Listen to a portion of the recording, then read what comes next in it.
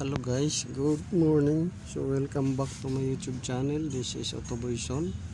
So ngayon guys, nandito tayo sa ilalim ng Toyota Fortuner para mag-service change oil ng transmission. So paano ba gagawin to guys? So ito guys, yan. So ang gagawin dito guys ay mayroon ditong drain plug na kailangan yung buksan una. Ito. So may drain plug yan. Tapos mayroon dito service refill plug. Ito, drain plug to, service refill plug. So ito guys, kaya change oil natin to dahil 60,000 na siya. So kailangan na natin preventive maintenance service. So ang mga interval nito nasa 70 to 80.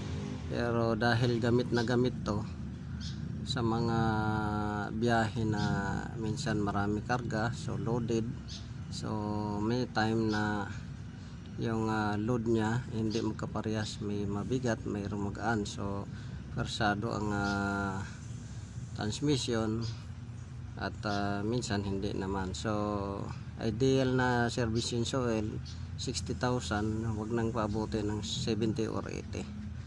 Yan, para hindi makalimutan to na kasi ang service niyan nito every hindi 5,000. So every 5,000. So yun yung natin.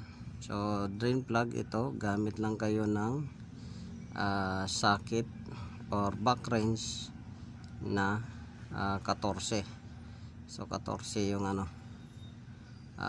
ulo nito.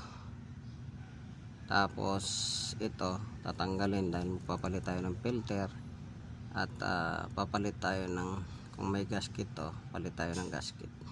Ayan may gasket. So yan yung natin gagawin.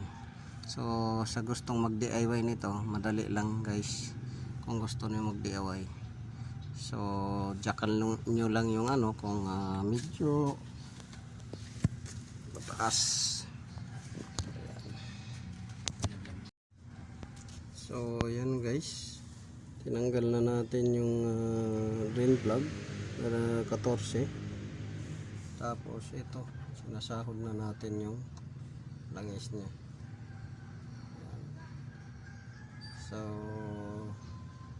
ganyan lang ang pag drain. Kuha kayo ng bote na pero ito magagawa lang ninyo to kung naka-jack kasi mataas. Pero kung hindi siya naka-jack, so tutukod yung galon. So mas maigi, kuha na lang kayo ng mas mababa na lagayan. So yan, malapit na matapos, maubos.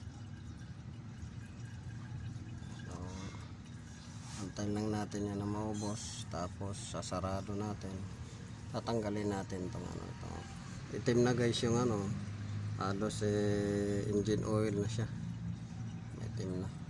So tatanggalin natin to kasi lilinisin natin at titingnan natin kung may mga debris na sa loob.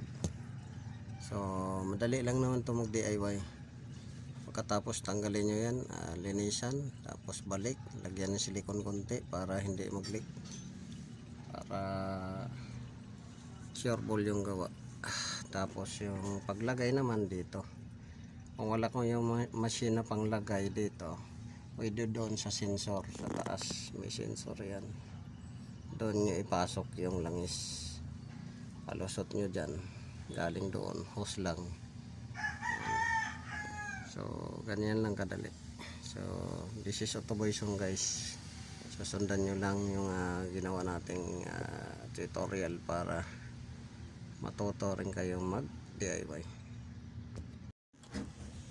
So ayun guys, natanggal na natin yung oil pan ng transmission. Fortuner to guys, na modelo pa 2019. So yan yung filter nya yan. So tatanggalin lang ninyo 1, 2, 3, 4, 5, 6, 7, 8, 9, 10, 10 Gs. So itong plate na to, kahit din na ninyo tanggalin, so yan, mahuhugot na ninyo yan. Tapos papalit kayo ng oil filter. Ito yan, ahayaan lang yan na madrain siya para lahat ng lumang langis is bababa. So yan, ganyan lang siya. Pwede nyong i-DIY ito. Yan. So ang mga cause kadalasan guys ng delay shifting, mga common, ay itong filter barado na. So magde-delay shifting yan siya, magbarado na. Tapos itong langis na napaka dumi. Ayan, delay shifting din yan kasi wala nang pressure na mamumuod dyan. Kita nyo naman, napakadumi. So pag madumi yung langis ninyo sa transmission, kagaya nyan, parang engine oil na, magde-delay shifting yan. Tapos magbabara na to dahil wala na yung purities at viscosity niya, bagsak na. So yan, sana nakatulong sa inyo. So good morning guys, this is Autoboyson. So may share ako sa inyo kung nakakaranas na kayo guys ng delay shifting, tapos may shift shock.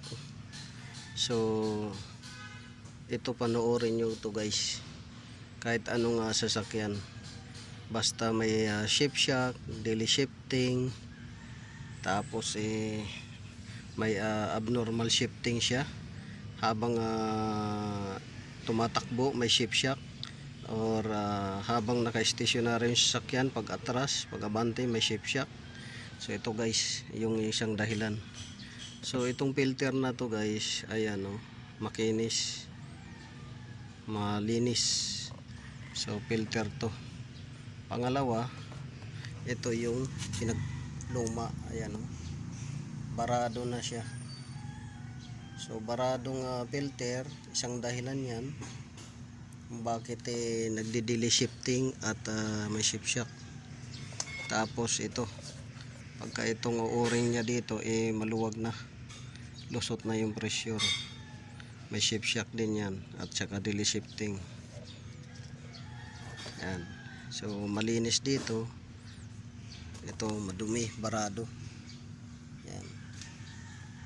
Saka ito, yung oil na yan, sobrang itim na parang engine oil na yung kasing itim. So magkukos din yan ng shift shock pagka sobrang itim na. O kita nyo kung gaano ka itim yan, engine oil na halos yan, hindi na transmission oil. So yan yung isang dahilan kung bakit may shift shock. So magpalit na lang kayo ng service change oil kayo ng transmission. So 60,000 pa lang to. So yung iba, ang service interval na nakalagay sa manual is 70 to 80. Pero ito 60 pa lang, baka 50 pa lang to, madumi na, or 40. So ganyan nakadumi.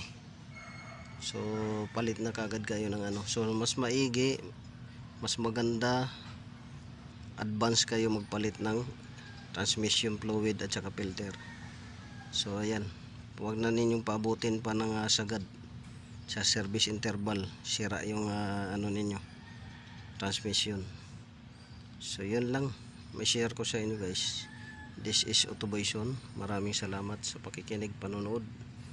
So naway nakakuha kayo ng kunting kalaman dito sa tinuro natin sa inyo. So hanggang sa muli, God bless you all.